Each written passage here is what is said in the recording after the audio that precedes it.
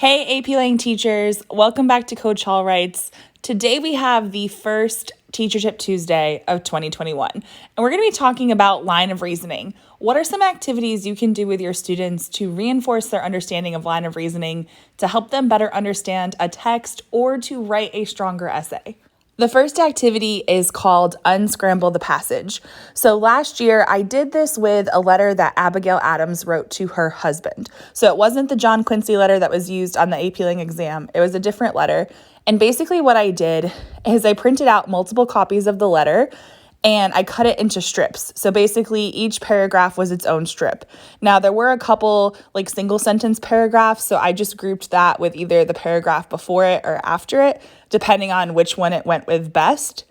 And what I did is I divided my students up into small groups and I gave each person in the group a strip of paper. So if there were more strips of paper than there were people in the group, some people got 2 pieces of paper. They had to read the paragraph that was on their strip of paper, and then they had to work together to put it in the correct order. And it took them a while. It took about maybe 8 to 10 minutes. But there was so many good conversations as I was walking around the room. So it was things like, oh, okay, hey, I think my paragraph is actually the beginning of the letter, and here's why. Or one student said, oh, she's referencing something in my paragraph, but out of context, it doesn't make sense. Does anyone else's paragraph talk about, and then whatever it was. So really good conversations, really thinking about the correct order. And while it did take them a little while, the groups got it right. I think there was maybe one group that had 2 paragraphs switched. So you can do this with any passage. It really should be a passage that has either clear transitions or clear topic sentences where there's some kind of clear order. And it's probably best if it's exam length just because we don't want it to be too long, but this can be really fun. If you have any passages that you recommend to do this activity with, let me know because I've only done it with that one prompt, but it was a lot of fun and I can't wait to do it this year. This next activity can be really good if you're trying to help students create a stronger line of reasoning in their own essays. So we did this last year for rhetorical analysis. It was after my students had read the Florence Kelly prompt. And so I broke them up into groups of 3. I gave each group of 3 some index cards and a different color pen. They loved the colored pens, by the way. I don't know if anybody else's students get really excited over getting to write in purple ink, but mine did. So basically, they had to work together to write a defensible thesis, a topic sentence for each of the body paragraphs, and the topic sentence for the conclusion. So they had 5 index cards. Then what they did is they scrambled up the index cards and they gave them to a different group of 3. They basically traded, and then they had to unscramble the other group's cards. And so they had to figure out the other group's line of reasoning. And so because we were focusing on analyzing the passage in chronological order, students were very easily able to figure out the line of reasoning. And this really helped because students were able to work together. So weaker students were able to rely on stronger students to really reinforce their understanding. This next activity requires some extra supplies and it does take a couple class periods, but it can be really fun. This is about as arts and crafty as I get, but basically what you have students do is you have them create a line of reasoning using sticky notes. So you can either have them track an author's line of reasoning for a text that you've read, or you can have them essentially outline an essay and have a clear line of reasoning. So it really helps to have different color Post-it notes. I like the ones with lines on them because it's a lot easier for students to write. So that is kind of one of the upfront things is you need Post-it notes and you also need paper for them to stick it on.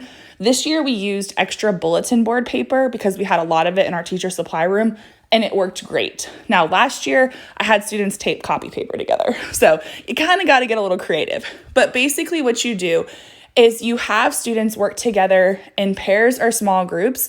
This also cuts down on the amount of supplies you need.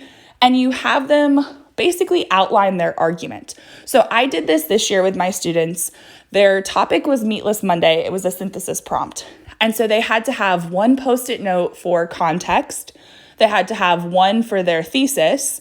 Then they had a main idea, evidence, commentary, another main idea, evidence, commentary, and a concluding thought. So they needed a really long strip of bulletin board paper, but it was worth it because students got to collaborate. And my students said, this is one of the most helpful activities we've done because I got to talk to other people and brainstorm. And one of the things I had them do this year that I didn't have them do last year is I had them write in the margin some like transition words between their layers of evidence and commentary. I had them try to note if they were trying to situate the issue in a broader context, because that was something we had talked about in class. I had them acknowledge the counter argument. So if they were intending to write a concession and refutation, I had them label that in the margin as well. And that really helped. Now you can do this for synthesis or argument or rhetorical analysis. Last year I had my students do it for rhetorical analysis and it worked just as well. One of the good things about this too is it's hands-on. So kids are being able to kind of work with the different colors and they're sticking stuff to paper, and they could just as easily type this as an outline, but it is kind of fun. Now, it takes a couple class periods and the papers are kind of big, but they actually make really good displays if you need to hang work in your hallway. And so it can be fun. I don't do it more than once a year, and you definitely need the supplies for it, but it can be very helpful. If you enjoy these AP Lang Teacher Tip Tuesday videos, you're definitely going to enjoy my AP Lang Teacher email list. I will leave a link to it in the description box below, but basically it's a way for me to connect with you guys outside of YouTube to continue to offer tips and resources. So if you join, you should receive some tips on teaching rhetorical analysis, not to mention either weekly or bi-weekly emails from me, just kind of talking about what's going on in class and how we can prepare our students for the exam. So definitely check that out in the description box below. Thank you guys so much for watching. As always, if you find this video helpful, please do me a huge favor, give it a thumbs up. Make sure you are subscribed with your notifications turned on. That way you don't miss any more Teacher Tip Tuesday videos or my other tutorial content. And until next time, guys, happy writing!